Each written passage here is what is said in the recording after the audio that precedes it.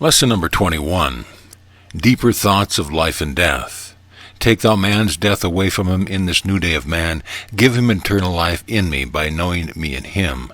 From the Divine Iliad. We again repeat God's words as they were given to me in my instructions regarding the giving of his new message to newly comprehending man of this electric age. When saying, take thou this death away from him, our Father-Mother means that man is eternal and cannot die. He does not mean that bodies do not die, for all creating things grow, decay, generate, and radiate as they sequentially appear, disappear, and reappear. Life and death are but opposite expressions of the same thing, an eternal continuity of repeated interchange with each other. For life could not live without death, and conversely, death could not die without life. It might clarify God's meaning of his word if the above were paraphrased as follows. Take thou man's ignorance and fear of death away from him, and give him knowledge of eternal life in him. Make him to know that he lives in me and never dies, for I am he. In me there is no death. Make him to know that life in bodies is but the multiplied motion of my concentrative thinking, and death is but a division of that motion as my thinking decentrates to find rest in me. And when both life and death are added together, their total is but the zero of rest in me. Reduced to its utmost simplicity, this means that life and death are but two opposite directions of motion. Life is the generative direction of concentrative thinking, and death is the radiated direction. What could be more simple? Our bodies are but wave cycles of motion. Our bodies simulate eternal life by the eternal repetition of life-death cycles, but our bodies are not our persons, our beings, or our divine selves. That is the thing God wants the New Age of man to know. Past ages have feared death because they did not know its meaning. The dread of death is born out of the belief that man dies when his body no longer functions, and that death of his body is his end. It is unbelievable how many intelligent people of today actually believe that way. In our acquaintances is the very wealthy, successful, intelligent, kindly man who lives life generously and abundantly, who said, when you are dead, you're dead, and that's the end of you. And he sincerely believes it because he thinks of his body as being his self. He actually believes that his intelligence is within his brain, that his brain is mind, and that his own individual self has no connection with any other self or with the universal mind. If life and death are but motion, what then is motion? If we would know what our electric bodies are and how they are extended from our spiritual selves to simulate ourselves by fast and slow two-way motion, we should not only know what electricity is, but how it works. Also, if we would know how to control our bodies, which we ourselves have extended from the spiritual souls of us because of our desire and our will, we should better know the relation of the intelligence which is within each body to control it and the body itself. This is the knowledge which will mark a new day in all social, industrial, scientific, and medical practices. The fact that our physical bodies are but moving extensions of our spiritual selves has but begun to enter into human consciousness. It will affect you personally to your great advantage in the measure of your ability to comprehend it. Just as the visible tree is made to appear out of its invisible soul seed by increasingly violent motion, and continues to grow into a bigger and better tree as long as the violence of motion can be multiplied into more violent motion, and then disappear as multiplied motion is reversed by dividing it, so has invisible man been made visible by fast motion. The particular point I wish to emphasize is that the whole intellectual world must revise its concepts regarding human bodies and the practice concerning them, medically and otherwise. We have regarded them as ourselves instead of instruments for manifesting ourselves. We have been mightily misled into treating effect with effect instead of with cause. We have magnified the importance of motion, which is the sole ingredient of our bodies, to the exclusion of considering the source of that motion in the seed pattern of our souls. When we know that a single thought can change the polarity of our entire body toward either life or death, likewise changing its entire chemistry toward increasing alkalinity or acidity to strengthen or weaken it, or can change the shape of every corpuscle of matter in the entire body in the direction of either growth or decay. The medical profession will radically change both its principle and practices in dealing with the ailments of bodies. Likewise, you and I and our neighbors who are seeking happiness, prosperity, and great achievement in life will at last find that we must cease setting up insurmountable obstacles in our business or social lives, which each of us individually and the whole world nationally is constantly doing, thus preventing the happiness, prosperity, and power we all long for. A new viewpoint. Let us therefore look upon all bodies for what they are instead of what we think they are. Bodies are but waves of motion, pulsing waves of motion, which increase in violence to express life and decrease to express death. Bodies of matter in motion have been man's reality for ages. The time has come when the unfolding human race must know the unreality of moving bodies and the reality of their source of motivation. Reality can never be in motion, for motion ceases, but the stillness from which motion extends is as eternal as the silence from which sounds extend. Reality must be eternal in order that it to be real. Go back, therefore, to first principles as outlined in the first 10 pages of Lesson 9. Review them carefully until the conviction is embedded in you that the undivided light of mind-knowing is the reality from which thought imaginings extend and retract in pulsing sequence, to make believe that their pulsing electric motions are the ideas which their motion simulates. Meditate upon this thought until you thoroughly comprehend that all motion is making believe that it is something which it really is not. Let Figure 8 assist you in realizing that you are, when you can so far forget your body, that you are the undivided, unchanging, invisible mind of creation. Then let Figure 9 picture for you what your mind does when it thinks what it knows by taking its one whole idea apart into millions of seemingly separate ideas, and dividing each of those separate ideas into pairs of sexed opposites. Then realize that these sexed opposites forever resist their division, by eternally attempting to avoid their unbalanced opposition, but never succeed. This will enable you to picture creation for what it is, a desire of man to create moving bodies in the form of mind imagining, to make believe that the moving bodies are the mind imaginings. This is accomplished by projecting them from the stillness of their source, followed by an equal desire to return those bodies to their stillness by cessation of motion. If you will think of all these moving forms in Figure 9, which emerge from the formlessness of the mind universe of rest, and then disappear into it, you will much better comprehend the pulsing heartbeat of creation. In simple words, creation is but an electric record of mind imagining, but we should not be deceived into thinking that the record is that which created it. If you will then realize that every action in nature starts from a point of rest, seeks a point of rest, and returns to a point of rest, you will better comprehend the idea of the emergence of matter from space, and the subsequent swallowing up of matter by space. Likewise, you will better understand the pulsing of the universal heartbeat, which concentrates and decentrates as thought power multiplies and intensifies electric tensions, while lessening desire divides and releases them. Likewise, you will better understand the mechanics of motion as the concentrative half of the universal pulse compresses large volumes of low potential into small volumes to create visible solids, then goes into reverse to expand the compressed solids into invisible space. Also, you will more clearly visualize the universal heartbeat as a universal pump which compresses and expands simultaneously and sequentially to seemingly divide the undivided, to change the changeless, to give measure where no measure is, and to condition the unconditioned. Also, you will better realize that the energy which motivates all motion is in desire of mind to express idea in moving forms of idea, and not in the moving forms which result from desire.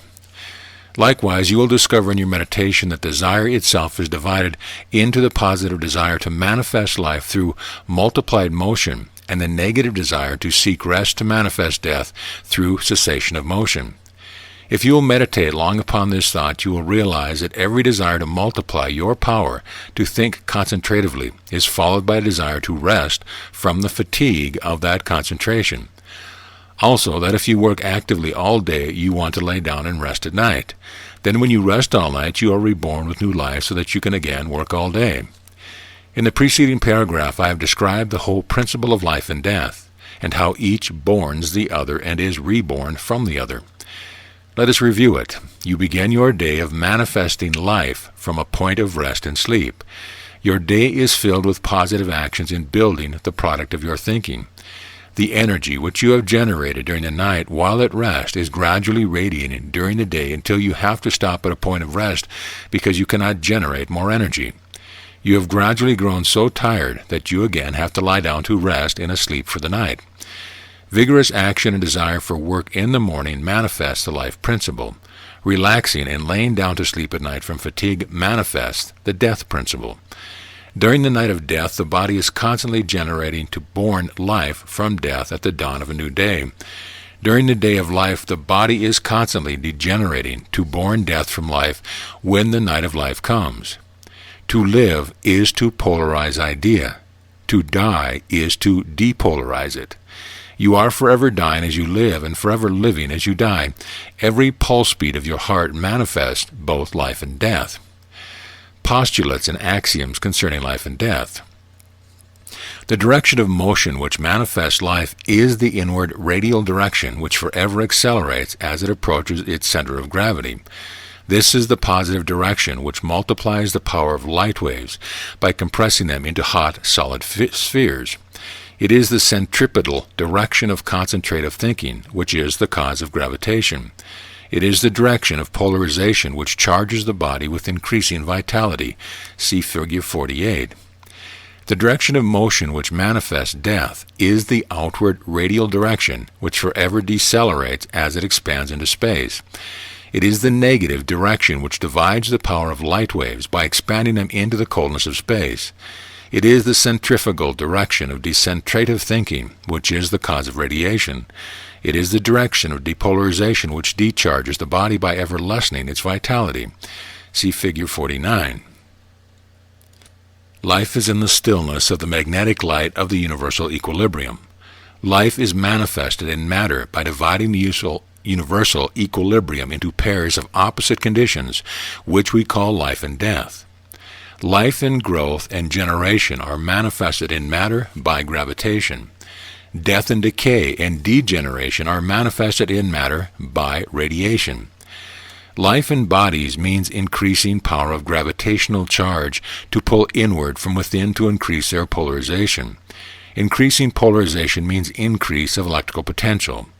Increase of electric potential means increase of the power of positive and negative poles to pull away from each other. Death in bodies means increasing power of radiational discharge to thrust outward from within to decrease their polarization. Decrease of polarization means decrease of electric potential. Decrease of electric potential means decrease of the power to polarize. That which man calls life and death is but increasing and decreasing motion. Increasing motion causes the gradual formation of polarized spheres, which are two-way extensions from their equators. See Figure 50. Decreasing motion causes the spheres to withdraw into their equators by gradual depolarization. Figure 51. All bodies are electrical recordings of mind thought. Mind thoughts pulse in concentrative, decentrative sequences, which we call cycles. Life and death of bodies are but cyclic recordings of mind thoughts. Thoughts come and go, and life and death record their coming and their going in electric bodies which appear, disappear, and reappear forever. Summary. And that is all that life and death is. When we can think of our bodies as just transient states of motion, which are but dramatizing the thought imaginings of our eternal selves, the more we can realize we ourselves are universal mind, creating bodies for ourselves, yea, creating the universal body for the universal oneself. This is good to know, but that does not mean that our human emotions are to be voided when bodies of our loved ones cease to continue their physical existence with us. When we grieve for loss of human companionship, we are fully justified in so doing, for no amount of knowledge should dehumanize us to the extent that grief should be reasoned away by knowledge. The antidote for grief, however, is knowledge. When we know that we cannot die, and that desire for body still continues forever in the eternal self of man, and that a new body will polarize from that desire just as surely as dawn follows night, we will then have an enrichment for our grief through knowledge instead of misery and hopefulness due to ignorance of our immortality. The confusion which has made death so tragic and terrible has arisen from the belief that sensing is both thinking and knowing. A most common expression regarding anyone whose senses have ceased vibrating for any reason, such as sleep or anesthesia, is that such as one is unconscious. There is no such a condition as unconsciousness. What one really means is that one's brain has ceased sensing because of being depolarized. Mind is always conscious. Mind always knows and desires whether the body is asleep for a night or for the longer interval of acquiring a new body. The mind of one can always become one with the mind of another, because they are one in essence and vary only as to the state of the respective unfolding, which is commonly termed individuality. When anyone asks the age-old question, can I contact my father or other loved one who has passed on, they really mean, can my body contact their bodies? Can my senses contact their senses? Can I ask them questions about whether they're happy or about business problem? People who ask such questions do not think things through. The one who has passed on has not passed on. He still is, as he has always been, in the undivided universe of mind. But he has had a sensed electric body which belongs to the divided universe of change. When he got rid of that electric wave body, the electric sensing which belonged to it disappeared with it, except for the pattern of thoughts and experiences which become permanently recorded in his soul and seed. The senses are electric. They will not vibrate in discharged or depolarized body, just as an electric bulb will not light from a dead storage battery. Mind can always contact mind, for all knowing is universal, but vital, polarized bodies cannot contact devitalized, depolarized bodies. This is too early a stage in these lessons to expand this idea further at this point, for there is still much more preparation for higher concepts needed before the new thinking of higher concepts could be comprehended without too much strain. Suffice it now to say that communion between mind and mind, whether of man and man or man and God, will always be as it has always been, for the drama of creation is being played forever and forever. There is a plan and destiny in it, and you and I are actors in it, and God is the playwright.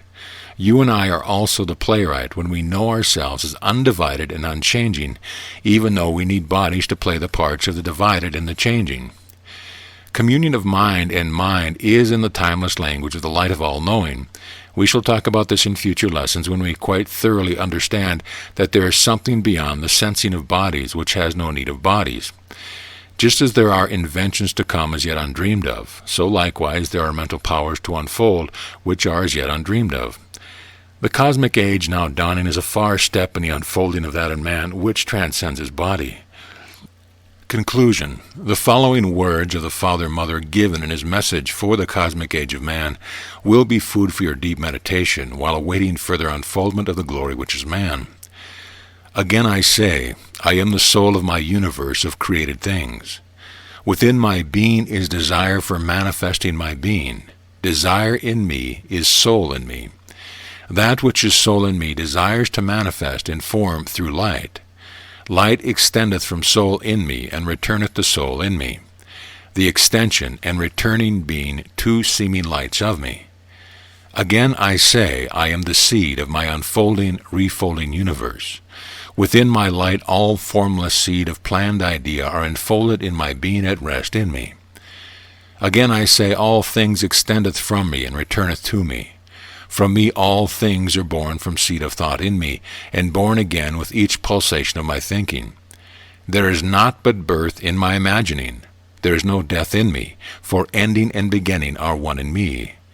Naught but life reacheth out from me, and naught but life meeteth returning life for rebirth in me.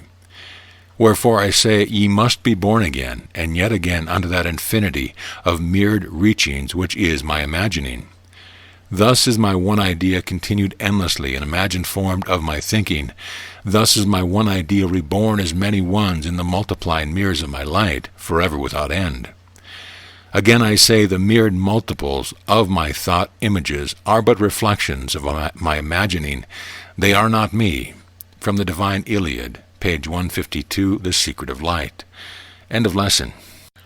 Lesson number 22. The fact that our physical bodies are but moving extensions of our spiritual selves has but begun to enter human consciousness.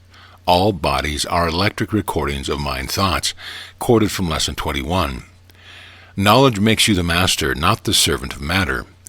The above quotations are repeated here because it is difficult to fully comprehend the oft-repeated statement that God is all, while an infinitely extended universe of suns, stars, and nebula illumine the heavens by the countless millions, and all about your countless millions of bodies of substantial matter, which you can weigh and feel, and see with your own eyes, confront you with their own indisputable evidence of their reality. All our lives, for countless generations, we have been confronted with moving bodies and moving forces. Heat burns us, wind blows forcibly against our resisting bodies. We have pains and aches, hungers and fear of illness of our body, and the bodies of our families and friends. Tempests come with floods and famines and droughts. We have always known a world of motion, of action, of events, of pleasure and catastrophe, with eras of peace suddenly broken by a devastating war. How in the very face of all we see and feel can we say, God is all, or God is love, or I am the master of my fate, I am the captain of my soul, when we feel ourselves to be the helpless victims of a matter and motion environment which so relentlessly swirls us about in its whirlpool? Is it any wonder what people who are the servants of matter, motion, and environment feel that the universe of matter and motion is reality, and that things of the spirit are something to be hoped for, but are not dependable and certainly not real? Wherefore I say to you that you are the self-bound servant of matter, so long as you are self-bound, and furthermore I say to you that you are freed from its bondage only when you free yourself from your own senses. Just so long as your senses dominate your action, the world of matter and motion is your master, and you are its unwilling, happy slave. Why is this so? It is because your senses are the same electric vibration that your bodies are. Your body is not you. Therefore, your senses are not you. That means that your body is dominating your action. Your body is demanding that you work for it, that you give it what it wants, and the only thing it wants are more sensations, more vibrations, more motion, more possession of material things for the body, more emotions for the body. Freedom from slavery to matter and the conditions of matter begins with knowledge that the motion and matter of your body is not you. That is why I have so often told you that the supreme discovery of man is his self.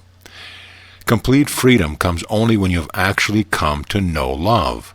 When you actually know what love is, you will not only know that God is love, but that you are love. When that day comes, you can then say, as Jesus said, and with as much authority, I and my Father are one.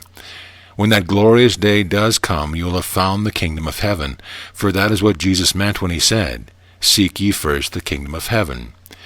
No man can have either prosperity, riches, power, or happiness, so long as he is but clay of earth, sensed clay of earth, bound by his body to forever work for his bodily needs. I have frequently said that material bodies simulate idea, but the forms of material bodies are not the idea they simulate. All the gold and treasures of the material world are not what they make believe they are. He who possesses much gold and thinks, therefore, that he has the happiness which the possession of gold simulates, has but the gold, for happiness is not in the gold. Likewise, he who possesses power over other men has not yet attained happiness, even though he has the power of kings. Energy is in mind, not in matter. When you think of matter as reality, ask yourself what matter can do without the desire of mind back of it. Even your little finger cannot move of itself until you will it to move. Desire is in the soul seat of all things. Desire of the Creator polarized the universe into pairs of opposite conditions which pump bodies into the appearance of existence motivated by desire. Will of mind created all things to dramatize idea of mind for just a little while. Then will of mind takes all created things back into the soul seat of its idea. They disappear, but will of mind still is. Will of mind creates all things by dividing idea and setting it into motion. Silence is divided to produce vibration for just a little while, and when those vibrations cease, silence still is. Will of your mind created your body. Desire in you, in your conscious soul, to have a body. Polarized the light of mind thinking which extended your visible, vibrating electric body from its silence, from its stillness, and set it in motion to dramatize the idea of you for just a little while. But when its vibrations cease, you still are. This is what is meant by saying, God alone is, or I am the master of my fate, I am the captain of my soul. The energy which created your vibrating body extended from you to create your body, but not from your body to create you. Some examples of soul energy. Science reverses the above stated principle by postulating that the energy which creates matter comes from matter. As previously stated, energy is presumed to be heated matter.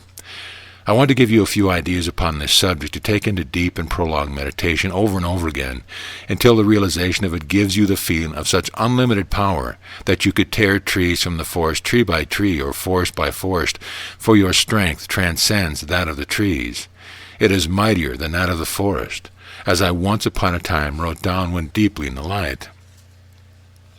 This feeling of unlimited power should be your normal state of mind. Together with inner joyness, you should always come out of your meditation with that sense of tremendous power, the glory of self-expression, and a sense of supremacy over all material things. When communion with God gives you those God qualities, such a thing as failure or defeat, or fear or facing any task upon earth, should be entirely eliminated by your thinking. This is the kind of being you should be. Consider the following idea. An Italian laborer can lift 30 to 50 tons of coal in one day, a shovelful at a time. That feat takes an enormous amount of energy. Where did the energy come from which performed that amount of work? Most certainly it did not come by conversion of the food consumed by the labor into heat. The few pieces of bread, cheese, and onions consumed as food would not generate heat enough by any known process to lift 50 pounds, much less 50 tons.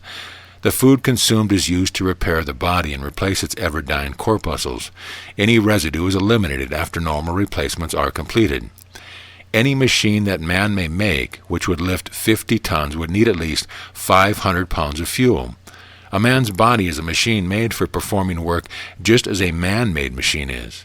Why is it that one machine needs 500 pounds of fuel converted to heat to lift 50 tons, while the human machine lifts 50 tons without needing any fuel at all?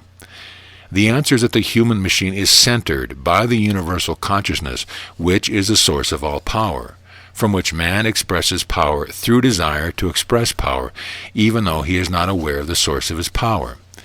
The man-made machine has no such motivating source of power, so an electric current is extended to it from a generator, which consumes a tremendous amount of fuel.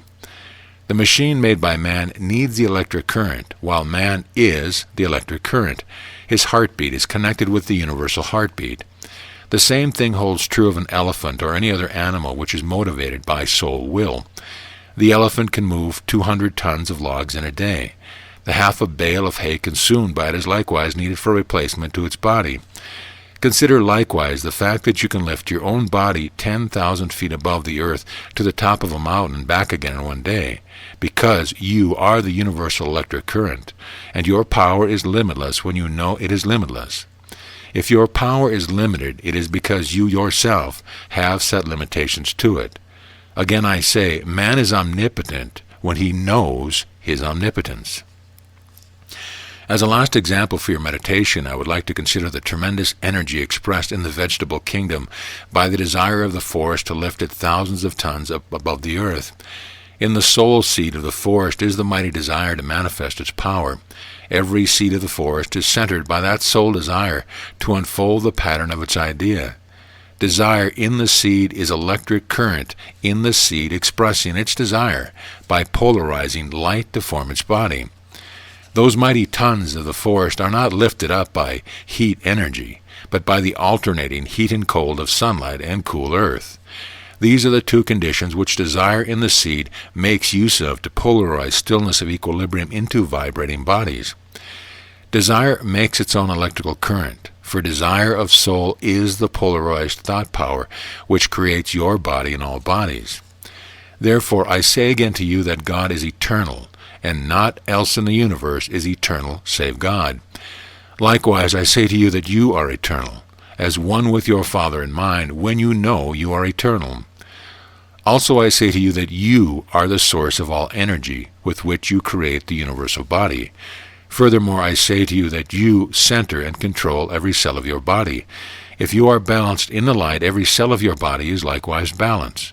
If your thinking is unbalanced, every cell of your body takes on that unbalance immediately, and naught but balanced thinking can correct it. These lessons are leading up to the comprehension of the fact that God actually is all, and naught else exists. There is no material universe. Matter and motion do not exist. They appear to exist, but that appearance of existence is the great cosmic illusion. Even the sense which tells us that matter exists do not exist, for they are motion, and motion is merely the electric record of thought imagining. If the Creator suddenly stopped thinking and imagining, this entire universe of matter would suddenly disappear. For all motion and form are mind imagined, and all bodies are but electric thought pictures of mind imagining. The effect would be like the ending of a motion picture play where all physical effects cease when the creator of the play stopped thinking it into form and motion. This universe is entirely spiritual. God alone is. This universe is a mind universe from which thought-imagined bodies extend to simulate the idea of mind. This is a universe of rest from which motion seemingly springs. God's knowing is undivided and unchanging. God's thinking seemingly divides the one idea of God's knowing into many moving forms which seemingly change, as God's thinking seemingly change. The cosmic illusion. All bodies in all the universe are but waves of motion, which in themselves are only seeming. There is no such thing as motion or substance.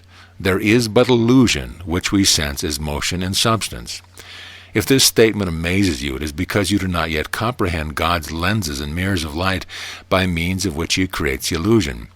I will make this clear to you later on, but in the meantime your senses see very much motion in a cinema picture, yet you know that there is no motion there. You fully understand that the illusion of motion in the cinema picture is caused by a sequence of stills superimposed upon each other, each succeeding one being of a different pattern. If the pattern were all alike, there would be no illusions of motion. God's cinema changes pattern constantly because God's thinking changes constantly, but as changing only seems, likewise motion only seems. Later in these lessons, when you will know more about God's plan, you will understand His great illusion quite fully. Suffice it for now to say that everything which seemingly happens, unhappens simultaneously, to coin an expressive word for better understanding. You and every moving thing in nature are walking constantly into a mirror of yourself. As you appear, you simultaneously disappear, but the sequence of it deceives your human senses by giving a feeling of continuity which is not justified. When we arrive at the stage of further discussion of this phenomena, you will know it as the voidance principle, which is demonstrated in the law of voidance, which reads, "Every action is voided as it occurs, is repeated as it is voided, and is recorded as it is repeated." All effects of time, dimension, sound, and sequence of night and day, from which the illusion of time springs, are likewise the result of seeming motion.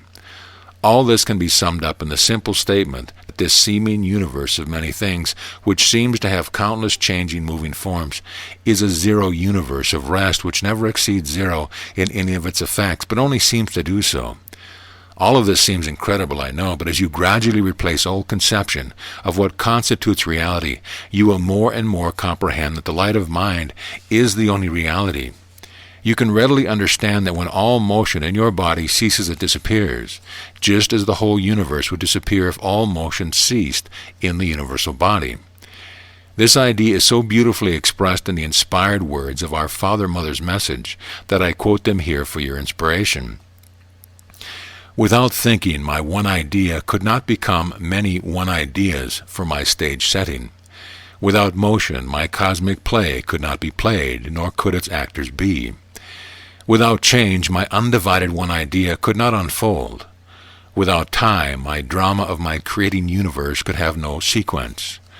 Without motion, time, change, and sequence, the unfolding of my mind imagining could have no measured space for its stage setting, no screen for its light projection. Therefore, see them as I imagine them, but know that they are but unfolding patterns of my knowing through my thinking. Know thou that therefore that time is not, nor are there moving things which change, nor is there life, nor death, nor cold, nor heat, nor good, nor bad in my universe of me. From the Divine Iliad. The one reality, your body appeared from you. It appeared because you desired to manifest you. It appeared because you imagined it. God's body appears and disappears likewise. When you actually know that your mind and God-mind are one, you can then knowingly say, I and my Father are one. You will then know that your mind imaginings are creating the universal body. You will then know that your body is but a moving manifestation of desire in you, and whatever it is what you cause it to be. To the extent that you know God in your body is a manifestation of God's balanced rhythms, which are absolutely under your mind control, so likewise are all of your creations under your mind control. To the extent that you know God's oneness with you, you can extend your balance to other minds and give them control over their bodies and the bodies they create. What this knowledge means to you. The purpose of revealing these unknown facts of nature to you is to free you from the binding of matter, so that you will know what it is, and that what it seems to be, and control it instead of it controlling you. In the previous lesson I have stated that one single thought could upset the chemistry and polarity of your body so completely that from being well you could become ill. You need no further proof to convince you that your body is the electric record of your thinking. If you work all day at something you very much dislike, you become very tired. The polarity of your body weakens in its power to divide the poles of your body cells. Even a little depolarization of all cells degenerates your body vitally, whereas you could work all day with intense joyousness and feel even more vitalized at the end of the day. The reason for this is because ecstasy is the continued, normal, unchanging state of God's mind, and the more you can reflect that ecstasy, the more you can keep the polarity of your body at its maximum generative power. Likewise, the divisions of desire for action, followed by an equal desire for rest, if properly balanced in your thinking and emulated in your body, will multiply your vitality tremendously. Multiplied vitality through the manifestation of love brings with it the fullness of physical expression. Every deviation from balanced expression of the love principle destroys bodies in the measure of that deviation. Violent anger, for example, can sow its deadly seed of cancer in a perfectly healthy body. A complete expression of the love principle, one which has in it the ecstasy of the light of mind, can destroy that seed and make the body whole. Likewise, it can destroy the seed of any infectious disease if that ecstasy can be imparted to another, as Jesus did when he made others to heal themselves through believing on him, even though they did not comprehend. It is a time that the medical profession fully comprehend that vitality and the power of generation are based upon increasing polarity, and that polarity responds immediately to desire and the balanced rhythm, which are an essential precedent to the joyousness which leads to ecstasy. Such joyous emotions increase the alkaline preponderance, which builds the body and lowers its acid content. Conversely, any cynical or unkind attitude, which does not express the love nature of God, lowers the polarity of every cell in the body and increases its acid content to a destructive percentage. To control matter, first control self. God said, "Behold, I am in all things, centering them, and I am without all things, controlling them." The nearer you can come to feeling yourself to be the center of stillness from which all things extend under your control, the more you can control your own body to its perfection of health, strength, and beauty. No matter what you must do in life, do it joyously. Whatever work it is, put love into it. If you do not put love into it, you will find love re-given to you by it. Love given out from you vitalizes you. Your polarization intensity increases instead of decreasing. If you do not like the work, it gives back to you what you give to it. You become fatigued and devitalized. Whatever situation you find yourself in, master it by giving love out of yourself to it, for that is the only way to master it. If you give aught but love, it will master you. There is no task which manifests God which is not beautiful if you make it so, for beauty is not in any task, it is in you. If you have to sweep the floor, do it gloriously. The floor must be swept. If it falls to you to sweep, to do it perfectly with love, and it will bless you. A joyous attitude of mind from love given out will prolong your date of maturing, lengthen your life, and make your thinking more brilliant and keen to the day of your passing. Joyousness is the great insulator from the toxins which arise from unbalanced thinking. New thinking for doctors, chemists, and metallurgists. When will the chemist ever learn that the same unbalanced conditions which cause violent explosions in his elemental compounds cause violent explosions in the human body under similarly unbalanced conditions? The chemist and metallurgist full well know that when they find pure cube crystals in any element, they find the stability of absolute balance in such crystals. And when they find distorted cube crystals, they full well know that unbalance and interchange between opposite pairs is the answer to that distortion. When will learned men of science, especially in medicine, understand that distortions due to unbalance in elemental bodies have the same basic causes that distortion in human bodies have? Human bodies are composed of these same elements, and both are electric recordings of mind thinking. Therefore, both must obey the same inviolate laws of balance. This principle of unbalanced interchange is being manifested upon a world scale by the greed, hate, and fears of neighbors by neighbor, and nation by nation, which have been released into this thought wave universe during the last 35 years. Just as one individual destroys his body by depriving it of the balanced polarity which love gives to body, so can nations or the whole world destroy its civilization by the various kinds of cancerous disintegrators which hatred breeds. With such hatred comes misgeneration, licentiousness, sadism, and infinite cruelties. The consequent loss of best blood of all nations depolarizes entire nations. During this last 35 years, even the moral of nations has decreased as their national polarity has decreased. The whole human race is facing its utter destruction as a whole, just as countless thousands of individuals are likewise doing by preferentially practicing the principles of greed for their own selfish ends. The world is not producing great men in the arts, great statesmen in government, or great leaders in any of the fields of human endeavor. Morality, integrity, and culture are at a low ebb, and honor is selling out to materialistic power seekers in every great nation of the world. This sick and unhappy age of man is what man made it.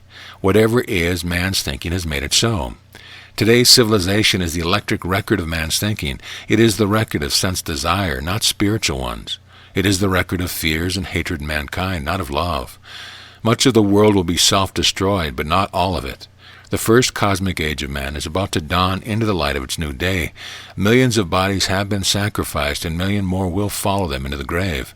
But love will come into the hearts of man, and the world will be transformed by love into another stage of its unfolding. That is why God sent his messages into the world for man's new day. And that is why God timed the delivery of the messages to the period of man's great self-chastening. And that is why you, who are ready for the message, are the seed to sow it in the hearts of legions of men before the end of the coming years of 1953, so that they in turn will bring into being the cosmic age of love before the last days of the sepulchral year of 1961 shall have ended. End of lesson. Lesson number 23. Confusion of ideas regarding spiritual and physical. Before entering the second 6 months of clarification of the relations between the light of the undivided magnetic universe of mind knowing and the divided universe of mind thinking, it is well to summarize and review the preparation for better understanding what the first 6 months have covered. In so doing, we will enter the second half of the study course with less confusion. There have been so many teachings based upon blind reasoning, so many theories based upon misunderstood mental and physical experiences, so many misconceptions of God and mind based upon sensing, that it is well to so vividly define these relationships from a scientific basis, so that all guessing will be entirely eliminated from future comprehension. The confusion of ideas and theories has arisen because of the impossibility of penetrating the veil of the invisible universe of mind knowing through the sense of the body. The miscomprehension of man that he is thinking with his mind when he is only sensing with his body has given rise to the many misconceptions regarding both mind and body. That is why we hear so much that is popularly believed about such non-existent things and conditions as unconsciousness, conscious mind, subconscious mind, superconscious mind, the human mind, mortal mind, and other terms. These all arise from the misbelief that people are thinking when they are but sensing with their electric senses, which do not think and cannot know anything. The more you study page 137 to 144 until these first principles become a part of your knowing, the more you'll find yourself beyond the possibility of confusion. To these pages I would add a brief explanation of what causes such strange misconception. In the following lessons, I wish to stimulate your imagination with a different presentation of the difference between the spiritual and physical universe than you have ever heard before. I will do this in order to help you see the material universe as I see it, and the spiritual universe as God taught me to know it. The explanation of unconsciousness. There is no such condition as unconsciousness. When you are wide awake, your body is like the rippled surface of a lake. It is vibrant with waves. Those vibrating waves of motion are your electric senses. Those vibrating waves of motion are also your body. Give thought to this fact for just a moment. When you fully realize that your body is only electric waves of vibrant motion, you could not possibly think of your spiritual self, the being which is you, as being only waves of motion. You have inspired thoughts, deep emotion, glorious conception. You cannot possibly attribute your love of beauty, your family or friends, or your rapture of soul and contemplation of nature, or your inventive genius to waves of motion. Nor can you think of your knowledge as being only motion. Your vibrating senses do not know anything. They are not conscious of anything. All they can do is to sense other motion. In other words, all they can do is to feel. Senses are made to feel other motion, and that is all they do and nothing more. We say that we have 5 senses, that of seeing, tasting, smelling, hearing, and feeling. All of these are one. We feel differently with our eyes, ears, nose, tongue, and body, but they are just that one sense of feeling. And that is all that the whole physical universe is composed of. Just senses, sensed waves, sensed bodies of motion which feel other sensed bodies of motion.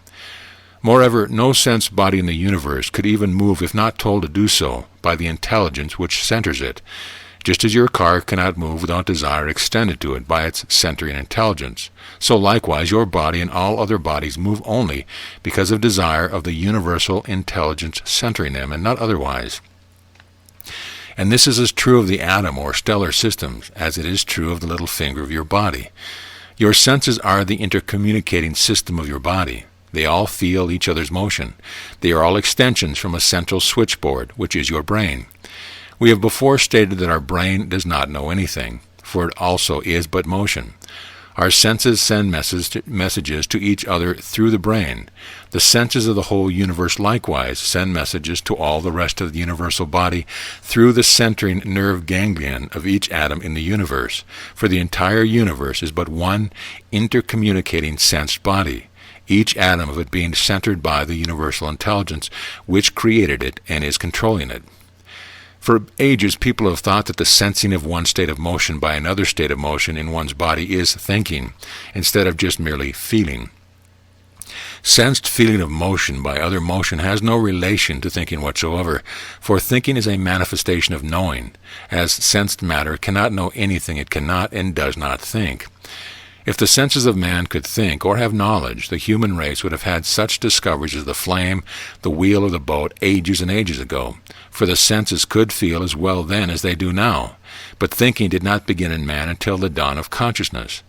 Likewise, the senses of animals can feel as well, or even better than humans, but animals do not invent or discover laws, processes, nor principles in nature. Animals reason just as men do, but reasoning is but weighing one effect of sense experience with other effects which arise from our sense of observation.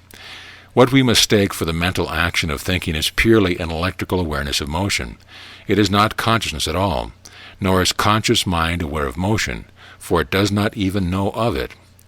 Electric awareness is the awareness of one sense of motion by another sense of motion, and that electric awareness senses when motion ceases. The whole universe is wired from every point in the universe to every other point to transfer any sensation anywhere to every other where. If, for example, your body is in balance with its environment, which means if it is comfortable, you cannot sense the fact because the senses will not vibrate in an equilibrium. When there is no sensation, the nerve wiring of your body is dead. You must be unbalanced or uncomfortable before the senses will vibrate to tell all your other electrically sensed nerves that your body is cold. That electrical awareness then causes you to get a coat for your body, or if you are hungry or wet or fall out of balance, your senses will immediately vibrate, but not otherwise. A great deal of concentrative energy is expended to keep your sensed body vibrating sufficiently for you to be electrically aware of either your body or its sensation. That is what I mean by saying, when you are wide awake, your body is like the rippling surface of a lake, vibrant with wave motion. When you are asleep, either from fatigue or from anesthetic, your body is no longer vibrant with wave motion. The waves lie down to rest because they are depolarized. Wakefulness is a polarized condition which indicates strong electric current. You sleep when your senses become too fatigued to vibrate, but you do not become unconscious. As I before stated, there is no such condition of the mind as unconsciousness. You do not say that your tooth is unconscious when anesthetized. Mind is changing and unconditioned. The thinking of mind changes, but thoughts of mind are not mind. Thoughts are motion and mind is still. Thoughts manifest knowledge, but thoughts are not knowledge. The silent harp string has in it the soul of an idea. The vibrating harp string gives that idea body, which you can hear as sound. Sounds are sensations. All bodies are sensations. When the sound vibrations lie down to rest in the equilibrium of the heart string, the idea of that harp string is still there in the silence from which the sound sprang. You can still know the sound, but you cannot sense it. Subconscious and superconscious mind. These terms are commonly accepted terms by practically all metaphysicians, writers, workers in the arts, psychiatrists, and others who give thought to human mental process. There are no such conditions as either subconscious or superconscious states of mind. The confusion of ideas which born such concepts arose from the mistaken belief that sensation of the body were mental. Body sensing has been mistaken for thinking, for when the electric current which caused sensation in the body weakened sufficiently to reduce the body's electric awareness of motion sufficiently to deaden or stupefy the senses, people concluded they were unconscious because their bodies had lost all awareness. Consciousness is the state of knowing. There is no activity in knowing, but there is activity in thinking. Mind is not stratified into sub or sub-layers. Mind is universal. It is all there is, and it is everywhere the same unchanging, one undivided light of all knowing from which all motion springs. Consciousness never changes. Everyone is always conscious, but few are aware of it. The human race is not unfolded to the point where it is cosmically aware of its conscious soul. The supreme hope of mankind. It is my desire to close this first half year of these lessons by climaxing all that has gone before with some ideas for you to give deep thought to for the unfoldment of your own higher powers. I am mindful of the fact that the reason that you are studying these lessons is because you are very far ahead of the masses of mankind. You have had sufficient cosmic awakening to have generated within your spiritual self an intense desire for the light of all-knowing, which will transform you from the human-animal stage of unfolding man, whose body senses have been preponderant in dominating your life, to the divine cosmic being, whose soul will be the absolute master of your body sensing. Your awakening to the light of love will awaken your brother to the light. You are the light of the world. You are the savior of man from himself. I want to point out to you the fact that the whole human race has been divided into two groups. A renaissance few of many whose ascension is toward the light, and a decadent millions whose ascension is toward the dark. The world is undergoing the agonies of a cataclysmic rebirth from body sensing to mind knowing. You who are becoming aware of your soul will become the seed for saving the human race from its deep plunge into the darkest of all of its dark ages since the dawn of consciousness in man. Civilization has been self-destroyed many times during the past 6,000 years, and is again being self-destroyed, and all for the same reason, selfishness of bodies and desires of bodies for sensation of bodies. Civilization can be reborn only through love of mind expressed in brotherhood of bodies. For thousands of years, man have been hurting each other to gain something for themselves. They have not yet found out that they cannot hurt another, but can hurt only themselves. The reason for the present decadence of the human race is because of the accumulation of the self-punishments resulting from the continuing hurting of man's own self by himself, while attempting to hurt other men. Empires are being disintegrated because of man's attempt to gain happiness, wealth, power, and prosperity for himself by destroying the happiness, wealth, power, and prosperity of others. New empires are attempting to be built by destroying other empires. Empire builders have themselves created their own destroyers. To live by the sword is to die by the sword. Empires are not only being destroyed from without, but from within. Graft and corruption are rampant in governments, and an era of unprecedented crime is undermining our own country as termites undermine buildings. Nations which were built upon crime are being destroyed by crime, nation by nation and man by man. That which man gave to man is being regiven to him in his own image. There is deep decadence in all the arts. Beauty has been replaced by ugliness in painting and sculpture. Culture is at its lowering ebb all over the world. No great men are being produced at such majestic standards as those great geniuses who has given us our present world culture. The great destroyer of unfolding man, the supreme tragedy of this age, is not alone in its wars. Wars destroy the best blood of all small percentage of whole people, but alcohol, tobacco, and other drugs are destroying an extremely large percentage of men, women, and teenage children of the whole world, who are slaves to the slow mental and physical poisoning of nicotine and other drugs and narcotics. For a whole century, this decaying process of man has been growing up so huge a scale that it is now rated as one of the 5 greatest industries of the world. The great danger in the use of such drugs as tobacco lies in the ignorance of the people as to what such drugs are doing to them. What drugs are doing to the human race. Awakening man is unfolding in the direction of the spiritual divine self. A small fraction of the human race has already been sufficiently illumined with the light of God awareness to deeply desire to live in the light and know its ecstasy. To these few of the many, soul will absolutely dominates the matter which is their bodies. These few are finding the kingdom of heaven within their consciousness, and can know its heavenly rhythms by being enabled to completely forget their bodies. Forgetfulness of body and command of body by soul will is the supreme achievement of the mystic and the genius who knows the ecstasy of the divine light. It has taken millions of years and countless reincarnations for the unfolding of cosmic man to that high stage where he can sever body sensations from his consciousness to the extent that he can be entirely free from dominion by his sensed body and mastered by his own soul. Millions upon millions of humans have already arrived at the very door to the kingdom of heaven, who are now closing that door by becoming enslaved by their own bodies through nicotine, that simple, seemingly harmless, but insidious and treacherous slow-acting drug, which is closing the long-sought door to the light for countless millions. People who habitually smoke cannot either forget or rule their bodies.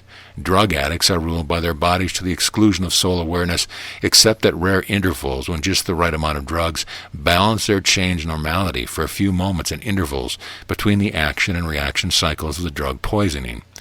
It is claimed that smoking does not injure the body physically. That is not true, for it causes innumerable injuries, ranging from stomach ulcers, lung and throat infections, to cancers and heart weakness.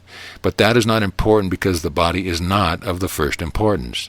The important fact is that smoking gradually depolarizes the thought process to such an extent that time cycles develop in which the body periodically demands nicotine to stimulate the brain cells. Then the body demands another cigarette. Some smokers' bodies demand only 6 or so cigarettes a day. Others demand 1 every 20 minutes. These become chain smokers who have lost practically all soul will. Chain smokers are body slaves to a drug. He who would deny his slavery to nicotine may prove his freedom by it by asserting his will over the power of nicotine. Not 1 in 1,000 long-time smoker ever succeeds in proving their own willpower over nicotine to be greater than the power of nicotine over them. The fact of body slavery is the important thing for any man to ponder over who is in search for his own soul and its dwelling place in the high heavens of God's light. Man is divine. He is the Son of God when he knows he is, but he can never know it through body sensing. He can only know it through the ecstasy of inspiration while in the light. Eternal man is omnipotent, omniscient, and omnipresent, but the body of man is but sensed clay and has neither power nor knowledge. Just so long as man is but sense clay, he is but sense clay and no more. The human race is seeking the kingdom of heaven through the Spirit. The inner voice of God is always directing every man to the door of light, but so long as man is but sense clay, he cannot hear the inner voice. Therein lies the tragedy of man's suicide of the spirit by the use of drugs. Habitual users of nicotine and alcohol so effectually change the polarity of their bodies that they more and more effectually shut out the inner voice as they suppress spirit in favor of electrifying the senses. Even the genius mind who becomes addicted to either nicotine or alcohol in excess is unable to express his genius until the stimulation of the drug allows him to become aware of the light of him for just a short interval. Then nicotine or alcohol calls loudly to his senses, and he reaches out for the drug to which his body is enslaved. I know of a great orator who could not make a speech until he had given his body a quart of whiskey. That amount of drug raised his polarity to the point where he could think brilliantly for a little while. Then came the reaction of the light which shone from him for just a little while grew dim, then darkened, and this otherwise great man wept because of what his slavery cost him. The great spiritual awakening of unfolding man can come only through awareness of the light in man. Alcohol and nicotine, taken into the body in sufficient quantities, changes one's polarity so much that the normal body polarity is lowered to an artificial one, and prevents any user of such drugs from manifesting God in him, except during those ever-lessening intervals when the drug stimulates him enough to allow him to reach his artificial normalcy. For brief moments he may even look upon the face of God and create inspired art while momentarily free. But those moments ever lessen as the bonds of slavery tighten to tear him from his high throne of the spirit of eternal man to again become but sensed clay of earth. God's words in his message are so clear and explicit upon this subject that we will write them here for your deep meditation. For I say that man who senses but clay of earth in him is bound to earth as clayed image of earth. Clayed images of my imagining, who know not me in them, are but dwellers of earth's dark. To sensed man the doors of my kingdom are self-barred by darkness, until the light of me in him is known by him as me. Until then he is but moving clay, manifesting not me in him, while sensing not but moving clay of him, knowing not the glory of my light in him. Wherefore I say to thee, exalt thou thyself beyond thy sensing. Know me as fulcrum of thy thinking, be me as deep well of thy knowing. From the Divine Iliad. Conclusion. Life is an eon-long journey to search for happiness. Happiness in man is an emotion which springs from love. To find happiness, man must find love. The journey of life is for the finding of love. God is love. When you find God, you find love. When you find God, you find the kingdom of heaven. When you find the kingdom of heaven, the purpose of life has been fulfilled. All else is added unto it. In the search for happiness and love and God in this high heavens, you make discoveries. In the long, long eons of mankind making discoveries, you discover that what you have searched for during the eons you already have. You never find out that you have it until you desire to give it. You then discover that you have it to give. From the moment of that discovery, you find the happiness and love in the measure of your giving. In your search for wealth, you discover that you already have wealth the moment you begin to give it. The measure of your wealth is the measure of your giving it. Do you doubt your power? Give of what you have, and you will discover that all the power and all the universe is yours to give. It is at the moment of your first giving that you discover your omnipotence. You have searched and you have found. Countless millions are also searching, but have not yet found even the path to the kingdom. A new dawn of unfolding man is breaking. Millions of searchers for the kingdom of heaven will die while searching for what you have found. You shall give them what they seek. You are the Savior of mankind in this new day. This our Father Mother commands of you as he is me. Every man loses his life 1,000,000 times to find eternal life, but he who has found eternal life and immortality shall bestow immortality upon him who seeks, but has not yet found. Yea, millions will die, but God leaves his messengers to await rebirth in man.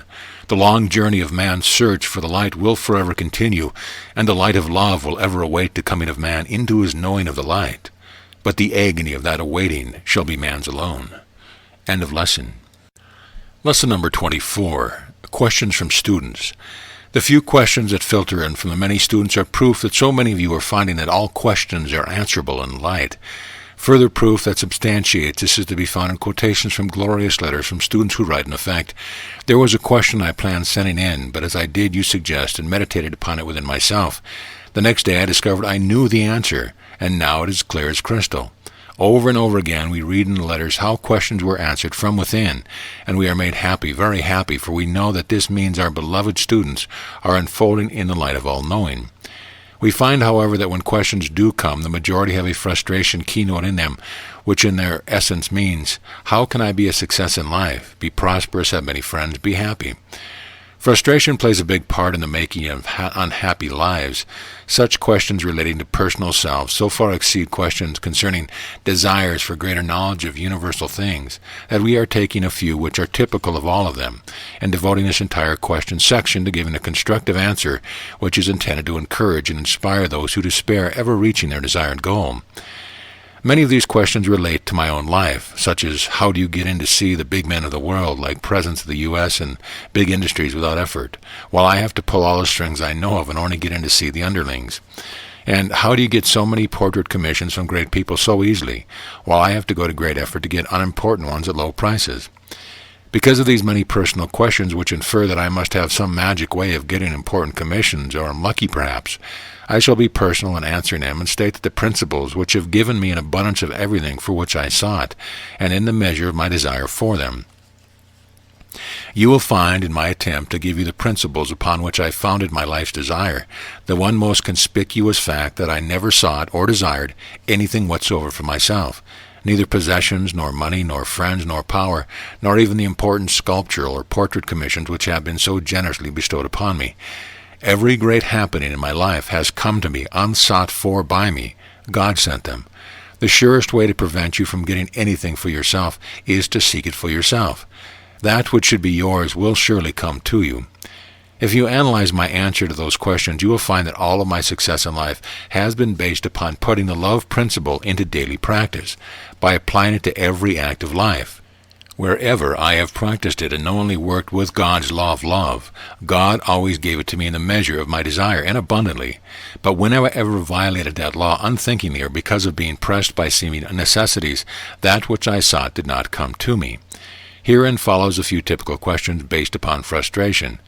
Question: how can I climb to the top in our factory from the lowly position I now occupy? And how can I overcome my inferiority complex which keeps me there? Question: how can I apply the laws you teach to my personal life to make friends and keep them, to cultivate charm of manner, to attract love and make people want to know me? Question: I'm terribly lonely. I do not seem to know how to make friends. Can you tell me what to do? Question: you say that God will give whatever we desire. I believe that in principle, but no matter how much I desire things, pray for them, and try to live right to be worthy of them, it does not work out for me. What is wrong? Question: you say that what is mine will come to me. It does not seem to. I'm a salesman. I work harder and many more hours than other salesmen, and barely fill my quota, while others work much less and double their quotas. My wife has to work to help out, while the wives of others selling the same thing have servants and good clothes. Could you explain your success by giving some personal examples which apply to your principles? Answer: the great deterrent to happiness, peace, and prosperity, which every man is seeking, is the still remaining influence of the jungle, which is man's inheritance and is foremost in his memory. The keynote of man's primate existence was self-preservation. The method he made use of to ensure self-preservation was to take anything he wanted from other men for himself. The whole keynote of man's past ages has been self, the individual self. His whole desire was for self alone, and still is. The whole keynote of cosmic man of future ages is the universal self, which means a full realization of the brotherhood of man as one, and of unity with God as one. Man must now learn that he must lose his own self in order to find the universal self. The basis of cosmic man's desire is to give himself for the universal self. In him, the individual self is lost in the desire to give service for the whole of mankind, to the exclusion of self, to utter forgetfulness of self. In the above you find my answer in principle to all the questions asked regarding personal success. Now let us take this principle apart and analyze it. Let us show how it works by example and analogy. Let me thus show you how it worked for me, for my whole policy of life has been based upon selfless service for the universal self as a whole, and it has worked for me just as it works for all others in the measure in which they place service to all men before service to self. Analysis of principle.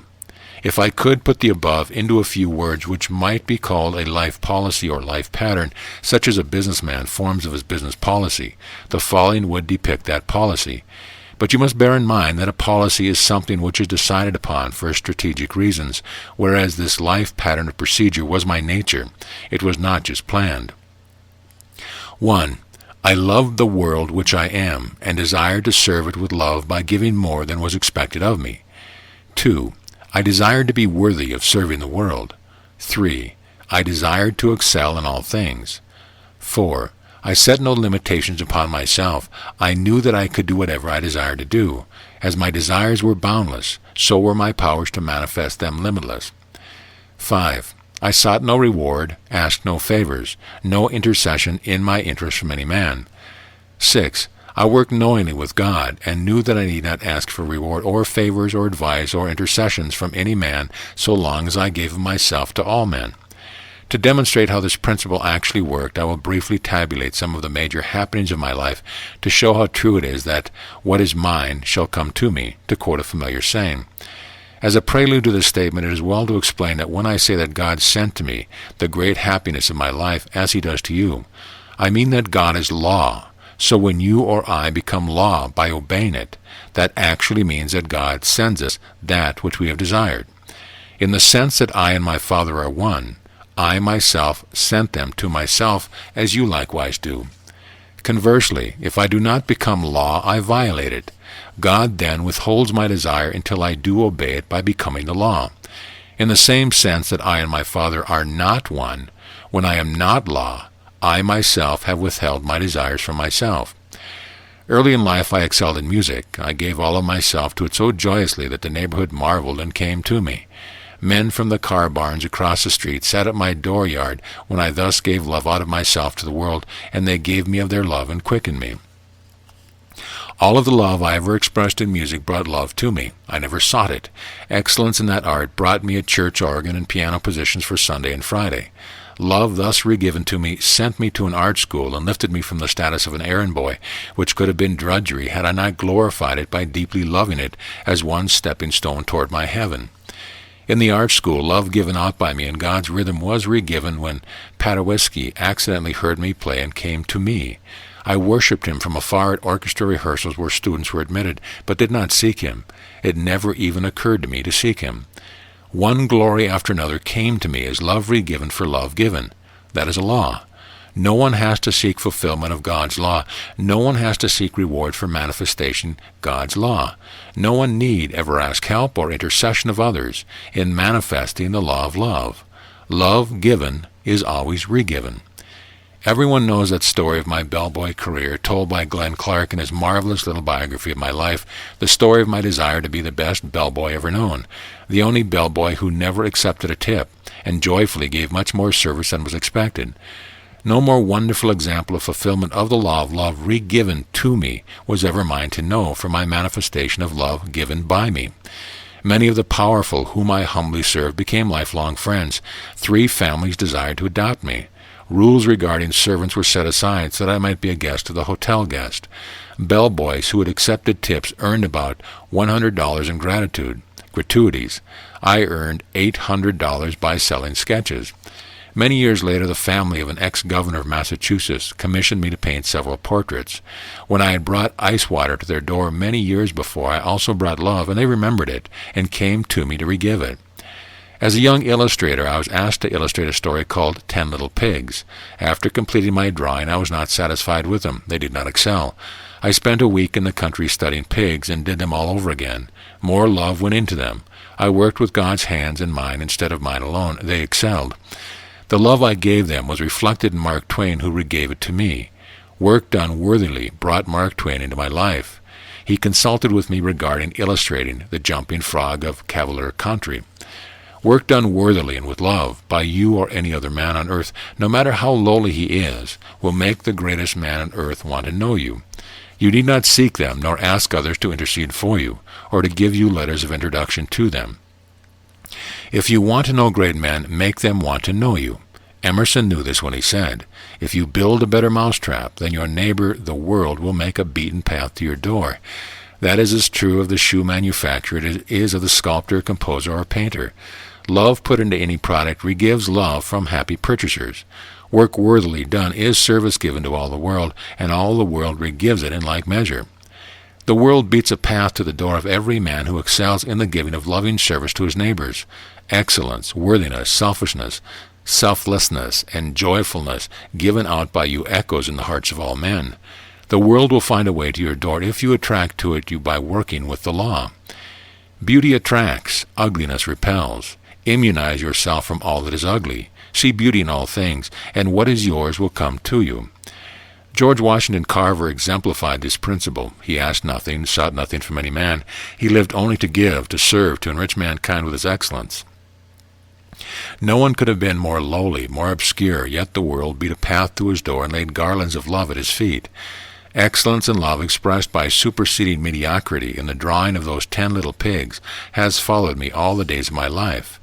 I attribute some of life's highest honors given me to the love I gave to that simple task. We will trace its effect over the years. Mark Twain's friendship extended to his family and host of friends. Excellence in literature gave me a membership in the Authors Club. I spent delightful hours there with Mark Twain and visiting literature of note, such as Yeats, Sir Conan Doyle, Kipling, Rabindranath Tagore, Sir Oliver Lodge, and hosts of others. I was commissioned to do a bust of Mark Twain because of excellence given to other work. I did not seek it. Excellence given in love to that work showered me with untold regiving of love expressed by Albert Bigelow Paine, Irvin Cobb, Irving Batchelor, John Masefield, George Bernard Shaw, and many others whom I did not seek, but who came to me in the fulfillment of the law. Then followed a request that I create the Mark Twain Memorial. I did not seek that honor. It came to me because of service given by me. To that commission I gave all I had to give to the world, working knowingly with God for many years, and the world gave it back to me 100-fold in expression of love from the many hearts which echoed the rhythms of beauty the monument symbolized.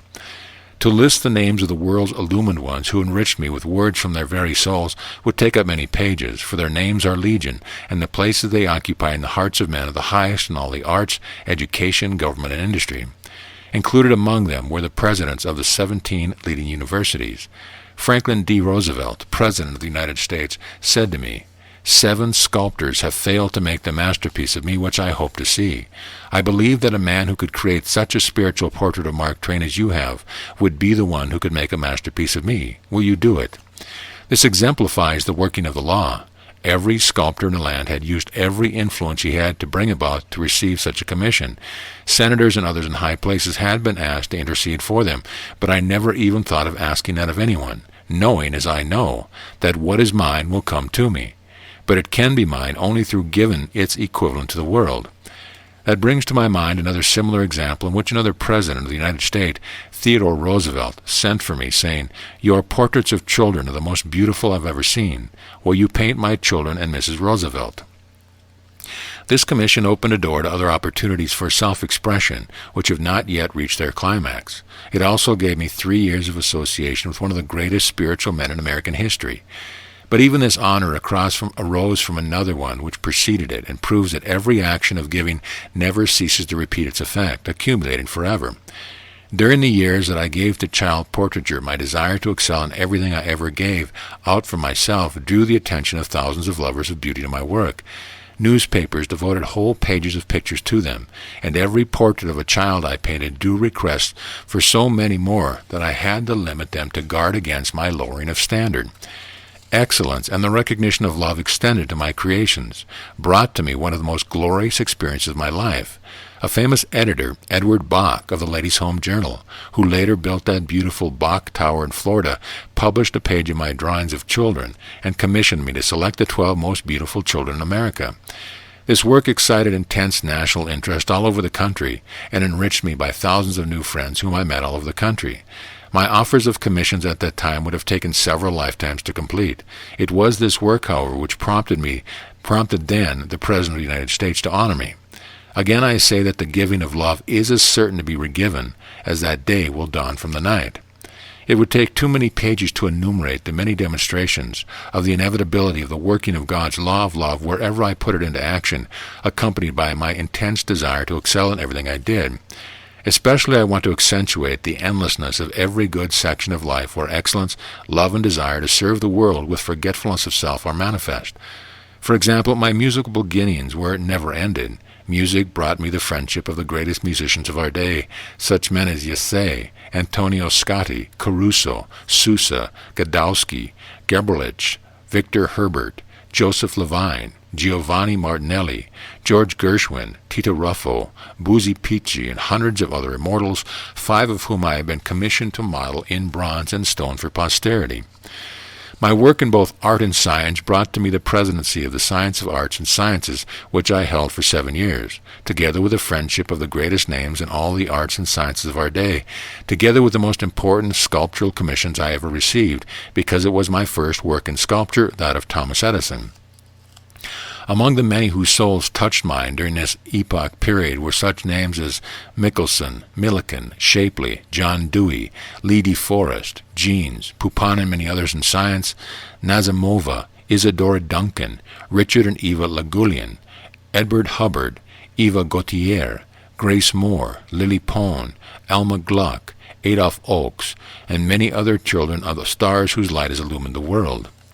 For excellence and love given to painting the might of ages, 9 European countries regave to me their appreciation and high honors in a visit to my studio of King Albert of Belgium.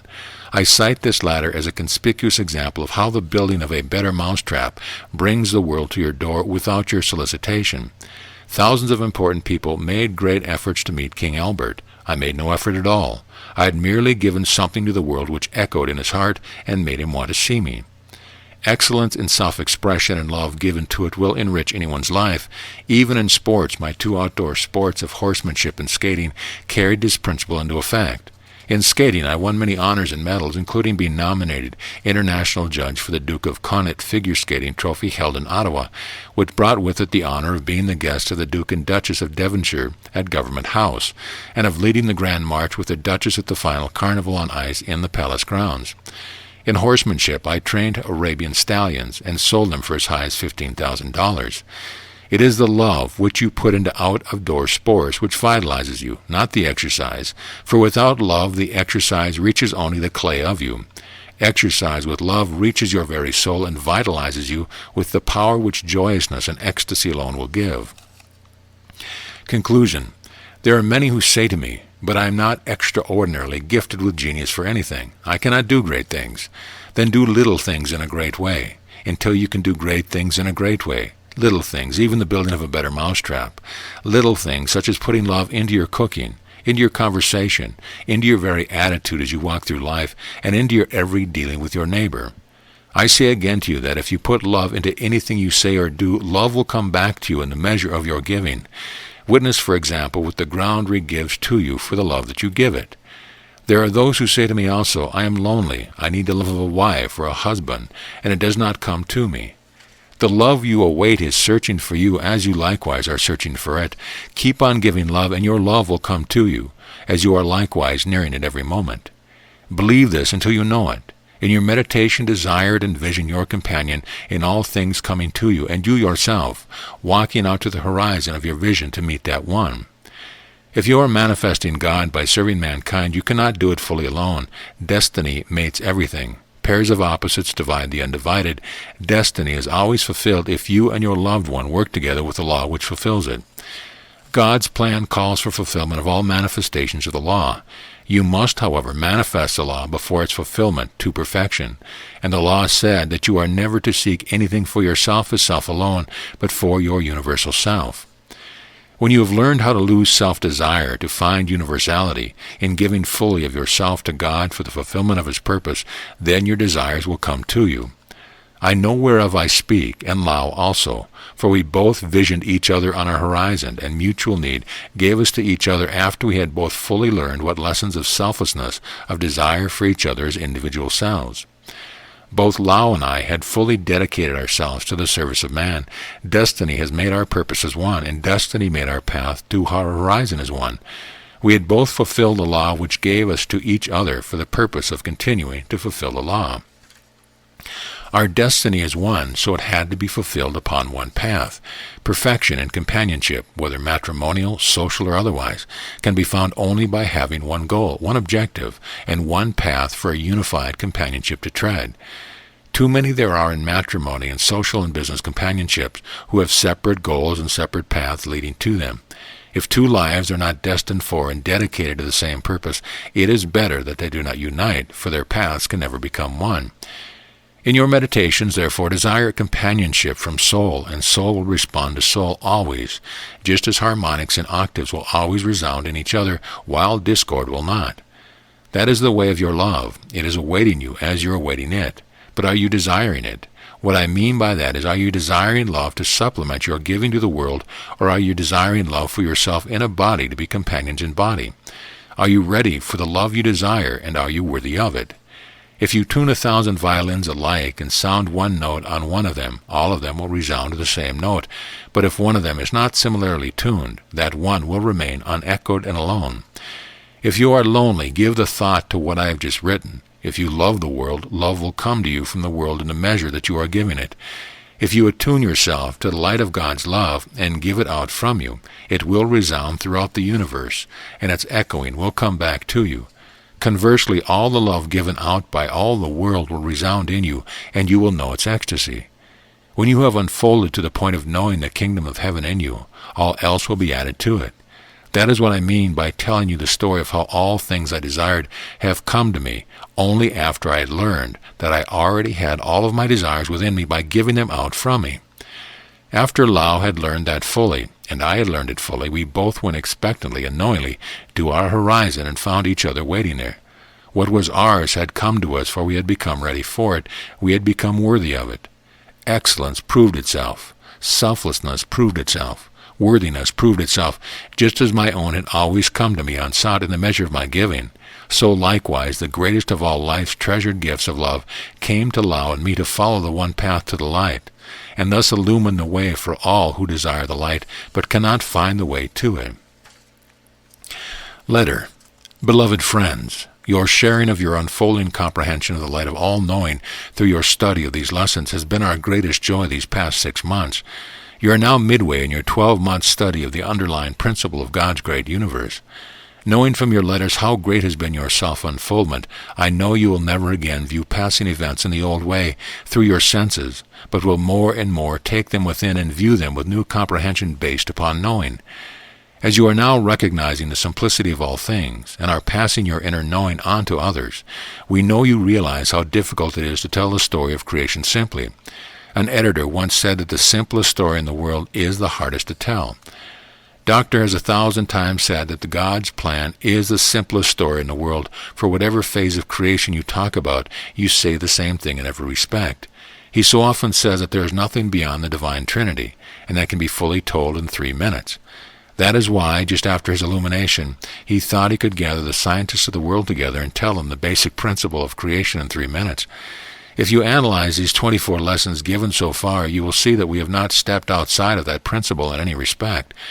We have told the same story many times, varying only the words to fit different phases of the same thing. Lights flash for so many facets of a diamond, the lights being all one, likewise the facets of the diamond being one.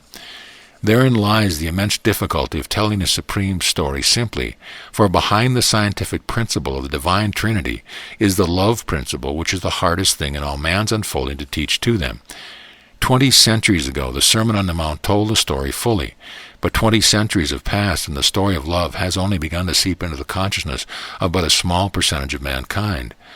Love has not yet become even a small force in the guise of human relations, much less the mighty force which it must become before humans will have learned to live together in any semblance of peace.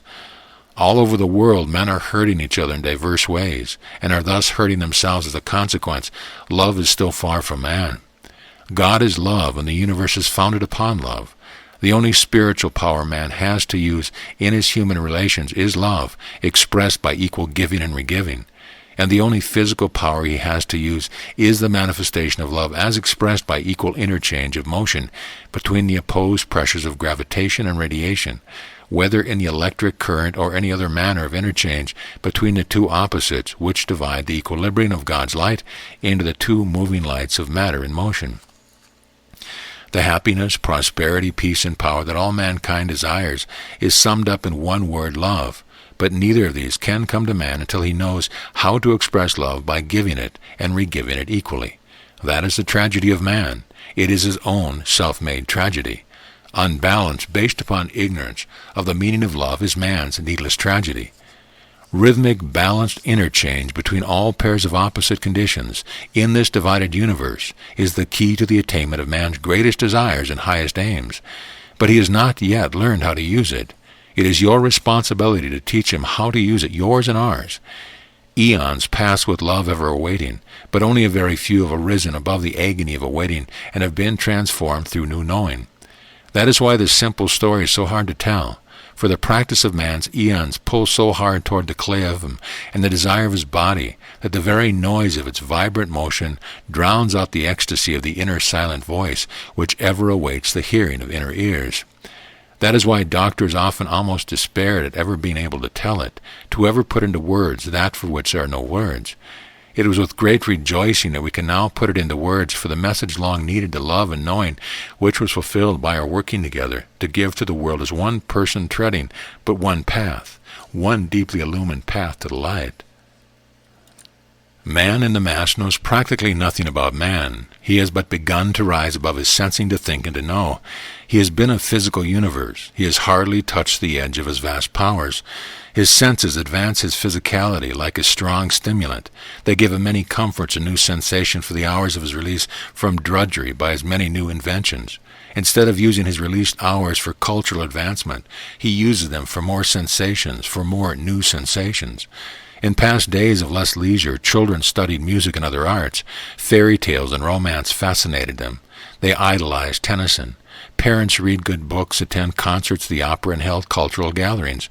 Children now want noise and still more noise as they shift radio and television dials to find more stimulation for their senses, and parents do the same thing in a more grown-up manner by adding drugs to produce new sensation.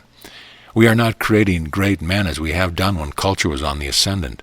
The world has no use for new Tennysons, or Beethovens, Schuberts, Mozarts, or Angelos, or the great painters, sculptors, and writers of 50 years ago, when the great decadence began, which preferred to hear Beethoven syncopated and God's beauty of form distorted. Let us not be disheartened, however, for the purest of lilies arise from the blackest of mire. Out of decay of all things comes rebirth of better things. Desire for love, peace, happiness, and prosperity is in every human heart, but the edge of the jungle must still be cut away to free men from its dark. All down through the ages the whole of mankind has been uplifted, just a little at a time, by a very few who brought just one message to their fellow man, the message of love. And each time that message came into the world it was lifted up just a very little at a time. But man in the Mass has still not yet unfolded into the light sufficiently to reverse his practice of taking and substituting giving or replacing sensing with knowing. We recognize this great cosmic love in our daily letters from you, for never a day passes that we do not read such words as the following. We bask in this regiving, and now joyous experiences meet us at every turn. We walk on air, knowing that we are known by what we are. This whole activity has blossomed from the insistent demands on the part of others, and we find it a real joy to help others to gain the same understanding they see in us. We see in all of you the help that God promised would come to deliver the message, for we know that by just being, you are giving forth the light of love, and those seeing this new light in your eyes will pause to wonder and inquire, for all men want their own to come to them. Love is the answer to all things, not what men have called love in past ages, for that was for the senses only, but love of God, which is the ecstasy of soul bringing balance to all relationships. Be they marital, social, or business, and having love we know that our own has already come. Next month you shall go further into the principle of cosmic knowing, every lesson a step nearer your final goal of all knowing. Do know that our love is with you, step by step. Go forward with courage, knowing that in all the world there is only one, the universal one. My love always, Lowell Russell. End of lesson. Lesson number 25. We still search for simplicity. We live in a bewildering world which confuses us only because we do not know it. A primate would be similarly confused about a watch. To him wheels would have no meaning because both the mechanics and purpose of the watch would be incomprehensible to him. Yet the watch is very simple to you. Its mechanics and purpose are perfectly familiar to you. You regard it as a very simple thing to understand. You are confused about creation because you do not know it. Likewise, you are confused about the Creator because you do not know Him. Also, you are confused about the mechanics and purposefulness of matter and motion because you do not know them. You may think you need not be interested in knowing about matter and motion because it seems difficult, but you must know their cause, and that is very simple. Without this knowledge you are like a ship without a navigator. You must know creation, for your body which you are building is one unit of it. You must know how to control it. You also must know it for what it is instead of what you think it is.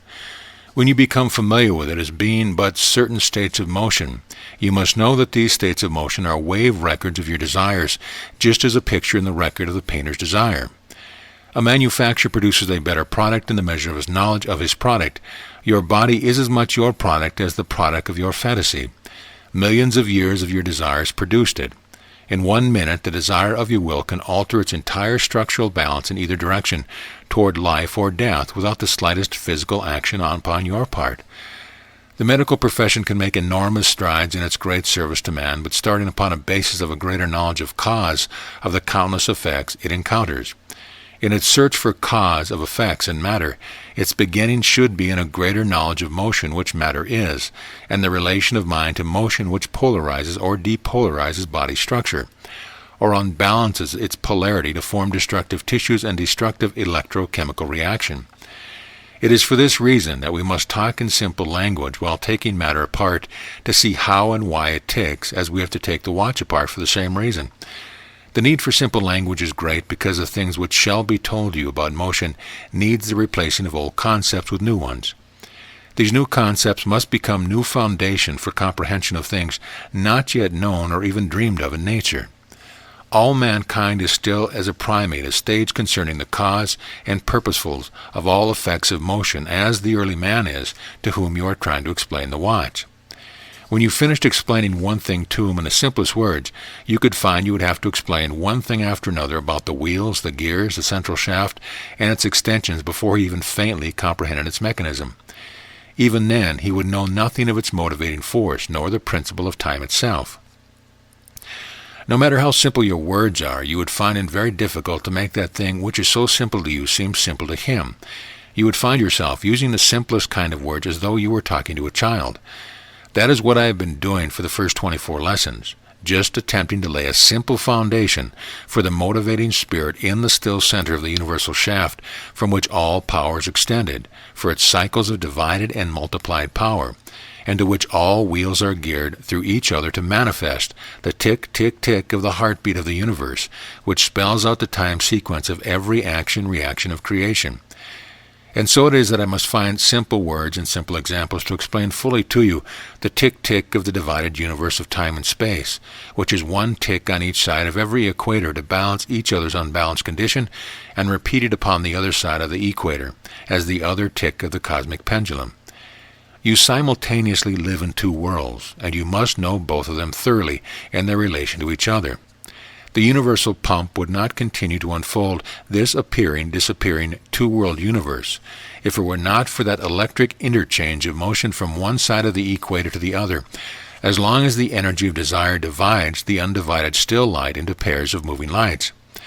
Suppose instead of my having used the words appearing, disappearing universe in the above paragraph, I use the words living, dying universe, or growing, decaying universe, or generating, degenerating universe, or gravitating, radiating, positive, negative, male, female, hot, cold, or centripetal, centrifugal universe. No matter which pair of words I use, they would all have the same meaning. They are all of them the compression-expansion strokes of the piston, which pumps opposite pressure from each other to make bodies seem to appear out of nothing, and then disappear into that seeming nothing, which is the reality of all seeming. It is not helpful to talk about reality and unreality abstractly. These phrases, and many like them, such as the divided and the undivided, the physical and the spiritual, or mortal mind and divine mind, are commonly used. But if most people were pinned down with the necessity of explaining them to someone who wanted to know, they would find themselves in a quandary. But you who are acquiring this new knowledge are able to explain all of such phases. Knowing what they mean gives you a supremacy of power over all things, of your own body as well as the universal body, of cultural things as well as physical. For out of the rhythm of the divided universe come the expression of all of the arts, and from the undivided light comes the soul of idea, which is extended to cultural and intellectual expression in the arts. Likewise, your knowledge of the secrets which lie hidden within the wave gives you mastery of universal mechanics, mathematics, and energy expression. Conversations are too much filled with abstractions and affirmations without comprehension of their meaning. Refer back to figures 8 and 9 on page 149 to exemplify my meaning. Now pause for a while and recall what so many have called the great mystery of how solid and liquid bodies emerge from space and are swallowed up again by it, which means how the divided universe emerges from the undivided light of mind. Meditate upon this thought for a while. I am not only trying to make you look upon nature more simply, I am trying to make you look upon life and death more simply as you look upon sound and silence. I am trying to make you know that you cannot die. When you breathe in, you are manufacturing your body because you desire to live. When you are breathing out, you are destroying your body because you desire to die. You desire to die as much as you desire to live. Do not be too hasty in denying this. Think about it for a while. Let us think about it together and see if true thinking of nature is not better than false thinking. Action and life manifest rest and death. Let us think about life and death again, but let us not use these two words which have such a hopeful and dreadful connotation. Let us absolutely forget that pair of words by substituting instead the words motion and rest. And when you think of motion, think of it as being divided, and of rest as being undivided and indivisible. Recall what I said about desire itself being divided into two opposite expressions of energy, the desire to concentrate and the desire to decentrate. When you desire to manifest an idea at rest in your mind, you concentrate your thinking by setting it into motion, continuing to multiply the motion until you focus it into an imagined body of that invisible idea. In other words, you wind up something which was invisible until it becomes visible. You generate a condition called gravity. Then what do? You decentrate your thinking by setting your brakes against that multiplying motion until it ceases in rest. Motion then decelerates until it comes to rest in the idea from which it started. In other words, you unwind that which you have made visible until it becomes invisible. You radiate gravity into space. Again, I repeat the principle that all motion starts from a point of rest, seeks a point of rest, and returns to the equilibrium of rest from which it sprang. Motion starts centripetally to wind up into form bodies and ends centrifugally to unwind them into zero. Perhaps we may now formulate a definition of creation based upon the above as follows. Creation is an idea at rest in God's knowing mind, manifested by two-way motion in God's thinking mind.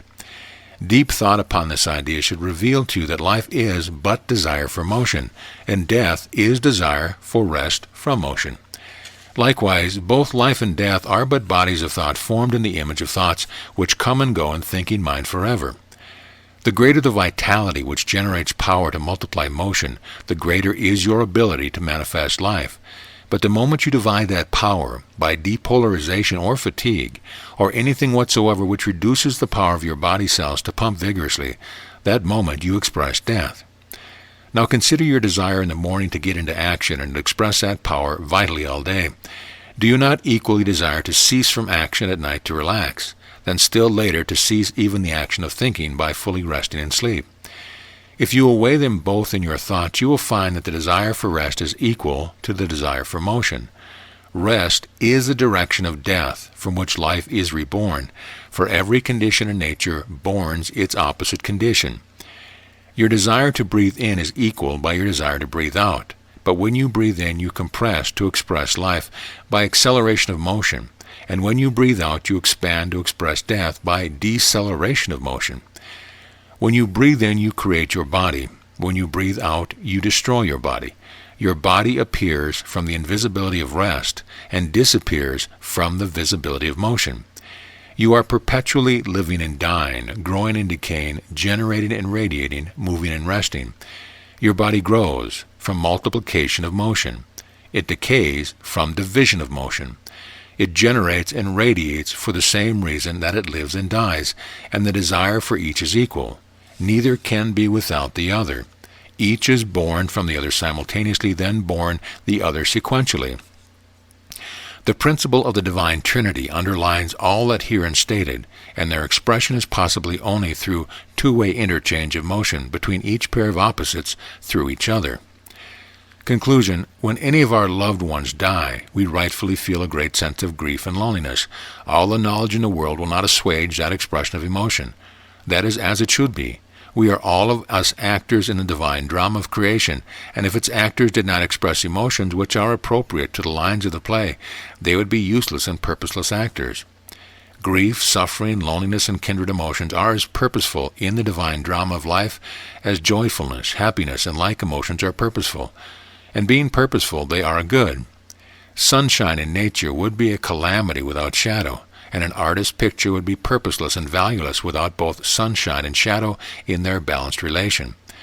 No matter how great your knowledge of the unreality of death may be, no matter how strongly you may live in the spiritual world, you must not forget that you have a physical body which manifests spiritual idea, and that you live in both the divided and the undivided universe of cause and effect. To have so much knowledge of the undivided universe that it leaves you cold to the emotions of the divided universe is to hold yourself aloof from the play and render you purposeless. I have often said that the greatest achievement of life is to learn how to take all things alike, but I do not mean that by one should become an intellectual stoic. God's body expresses all of the emotions and passions which result from a division of electric pressures into two opposite conditions. All of them manifest God's thinking, and they always balance. Storms subside, and the calm after the storm demonstrates that both are equally good. The calm is lovelier after the storm, just as the water is sweeter after the long drought. What I do mean about learning to take all things alike is to be strong in the knowledge that all things are good, and every effect is divided into its opposite effect, and each of the pairs equal to the other, each equally good. Your capacity for joy and happiness may be measured by your capacity for grief and suffering. All of the knowledge in the world should not dehumanize you. Your knowledge will, however, balance all opposite emotions, and thus enrich you for having experienced them, while ignorance will breed fear, worry, superstition, and other unnatural emotions which act as a terrific burden to your progress. Knowledge of universal law will give you courage to transform the greatest defeat which ever threatened you into your greatest achievement.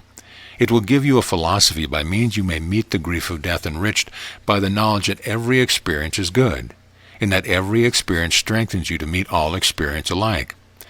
You will know that the emergence of life from the universal equilibrium is not greater nor better than its return journey to the same equilibrium for reemergence. You will know that the equator which borns life has but transformed death into another manifestation of life, which is as endless in its eternal repetition as the undivided universe is eternal in its changelessness. And so it is that I must still unfold to you in simple words and diagrams the undivided balance of the changeless one and the divided balance of the changing pair of opposites which manifest the one. You shall know that the undivided cannot be divided, but can seem to be. You shall know that the perspective of time and of the cosmos, which makes all things seem to be what they simulate, but are not that which they simulate. And you shall know that what emerges from one side of its equator is equal, but opposite to that which is on the other side, and that each will disappear in seeming death to be reborn each other as seeming life. The anodes of the universe are likewise cathodes, and the cathodes are likewise anodes, as surely as you who breathe out breathe in again, to again breathe out, and you who live are dying as you live, and must forever die to forever live.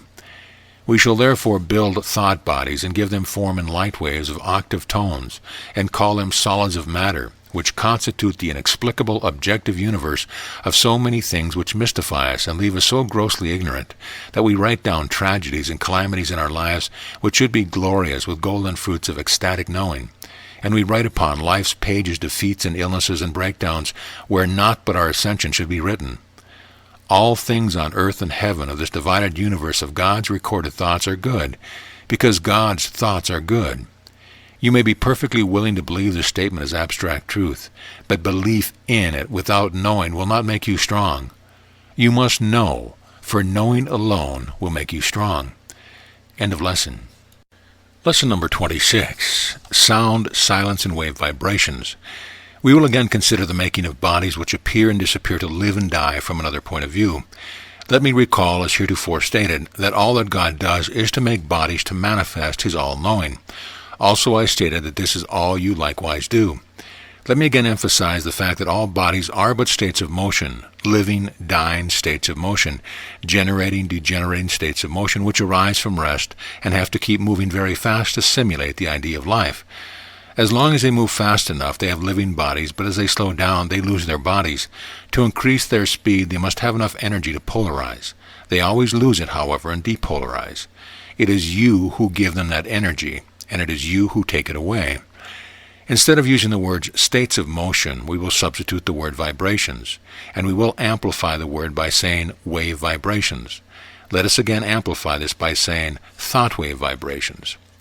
All bodies are transient thought wave vibrations which come and go to give body forms to thought vibrations. Vibrations of motion extend from stillness. The heartbeat of creation is a two-way piston stroke of vibratory motion which extends from the still light of mind. Mind knowing is real. Moving bodies simulate reality. We will exemplify this idea of vibratory motion by constructing a body of sound waves which extend from the silent idea of sound as waves of water extend from its calm. Figure 52 represents the idea of a tone of music in a silent harp string. The desire to give a body to that idea is manifested by setting the string in vibratory motion. To do that, you divide the silence of the harp string, just as you divide the calm surface of water when you throw a stone into it, which extends the surface into waves. Figure 53 represents the harp string vibrating so rapidly that you hear one continuous sound so long as the wave continues to vibrate. Then the sound ceases living. It dies.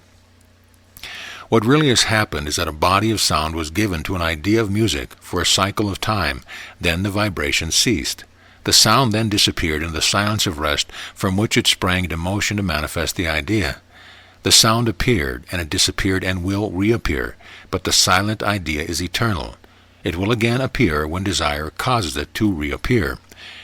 The idea of music does not either live or die, that is changeless and eternal. It is the sound which manifests the music which lives and dies, just as it is only your body which manifests you which lives and dies, then again lives and dies forever and ever. Again we repeat that life and death are but opposite states of motion, centripetal, motion which contracts toward gravity, and centrifugal, motion which expands toward space. Life is a fast winding up of light waves into bodies of visible matter. Death is a balanced unwinding of light waves into invisible matter. I wish you would all meditate long upon this idea. Your all-knowing inner voice will tell you many things if you will do so. The divided and the undivided. Before continuing to construct a sound body for a musical tone, I wish to give you a thought for you to transform the knowing by prolonged meditation. Consider the familiar motion picture.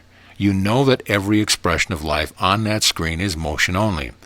All forms of bodies and all sounds and actions of bodies are but the seeming motion of light waves which have been projected from a still point of rest to simulate motion.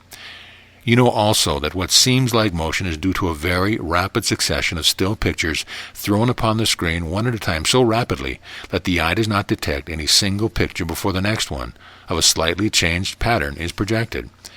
Neither do you detect the blank gap which divides each picture where nothing is. If the projection machine were slowed down very materially, your sense of sight would detect each separate picture and the gap between. Likewise, your sense of hearing would detect an interval of silence between each sound, just as you can detect an interval of silence between the explosions of a Gatling gun. The continuity of a steam whistle is due to the intense rapidity of its sequential explosions. If these explosions could be slowed down very materially, you would hear them as separate events taking place sequentially on opposite sides of their equator.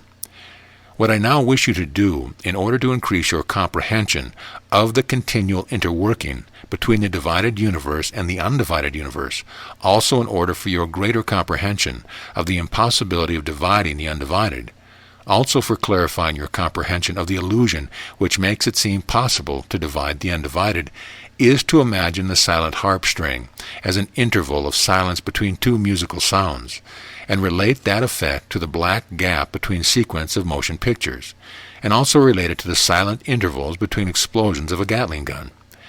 Take note that in the following drawing there is no sound at all on the equator, which is the motionless harp string. That equator is an area of silence, silence unbroken, undivided.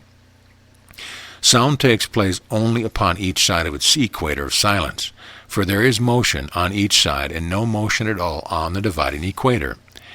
If you fully comprehend what I have just told you, you will fully comprehend the relation of the divided universe of motion, which forever repeats its sequence of motion to create illusion, to the undivided universe of stillness from which these sequences of motion are projected. In other words, you will be intellectually able to constantly aware of the two worlds in which you live, the undivided and the divided, instead of just the one divided world of the senses, which has dominated man's action for ages. The supremacy of man is dependent upon the measure of his ability to live knowingly in the undivided mind universe. The master makes use of the divided universe of sensed matter as he wills, or dismisses it from his consciousness when he wills.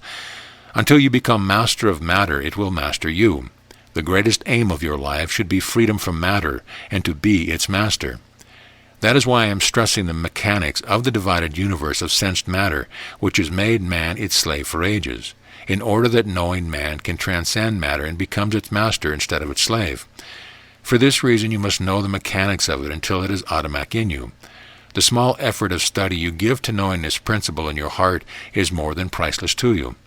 That is exactly what I mean by the transformation which will lift the more spiritually advanced of the human race out of the ages of material man into the age of cosmic man. And that also is the reason why you should know the invisible universe of God's still light even more abundantly than you can sense the two lights of opposed pressures which constitute the sensed electric universe of divided motion. Likewise, that is the reason why I am taking this simple example of a heartstring to demonstrate how a living, dying body emerges from the seeming nothingness of space to manifest life, and disappear into it to manifest death. The sound which emerges from the silent harp string is as much a physical body as your body is. It is a series of light waves, just as your body is a series of light waves. The sound issuing from one plucking of a harp string may have hundreds of separate lives, all reincarnations of each other in a few seconds of time. The fact that your present body has a time cycle of 80 or more years instead of 1,000th of a second makes you feel that your body is very different from a body like the sound of a harp string, and that fact makes you lose all sense of cosmic perspective. You are willing to admit, as a scientific fact, that a body of sound lives, dies, and lives again 1,000 times in 1 second, but you have much confusion in comprehending the inevitability of your own repetition of body. You will more fully comprehend the reincarnation principle as inevitable law when you fully comprehend that every idea of mind, without exception, is always manifested by a countless series of bodies which continually change their patterns to conform to the changing images of changing thoughts. If eternal repetition, or reincarnation if you wish to call it that, is the one most inviolate law of all creating things, why should you think that it does not apply to you? As one step in the unfolding of your greater comprehension of timelessness in the undivided universe, which I am trying to make your foundation for stronger living, I beg that you will study the diagram which fully illustrates the creation of 100 reincarnated bodies of one idea in 1 second, or even 1 fraction of a second. You think of these hundreds of bodies as vibrations, yet you would not think of your present life as but one just unit of vibration of millions of years in duration instead of 1 fraction of a second. I would like to have you to begin to think of your body that way, and as the timed manifestation of an idea which is eternal and timeless. I would like to have you elevate your consciousness to the level of full awareness of yourself as the universal presence, the universal being, rather than think of yourself as a body which has a name, an address, and a personality. As awareness of being in you unfolds, the sense of individuality will disappear just as one tone of a harp string loses its separateness in the wholeness of the Master's symphony. That is the way Cosmic Man of tomorrow will think of himself. That is the way I want you to think of yourself. When you think of yourself as one individual unit of creation, you are but that one unit, struggling for survival and for self-interest among the countless other individual units. When you think that way, you are weak, for your desires are self-centered, and the world will not enrich you with its glory nor its bounty, for you are not enriching it.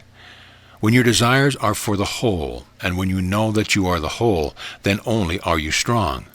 A new race of men are coming into being, a race of men who will be strong through having learned how to lose their bodies to find their soul in the universal soul. End of lesson.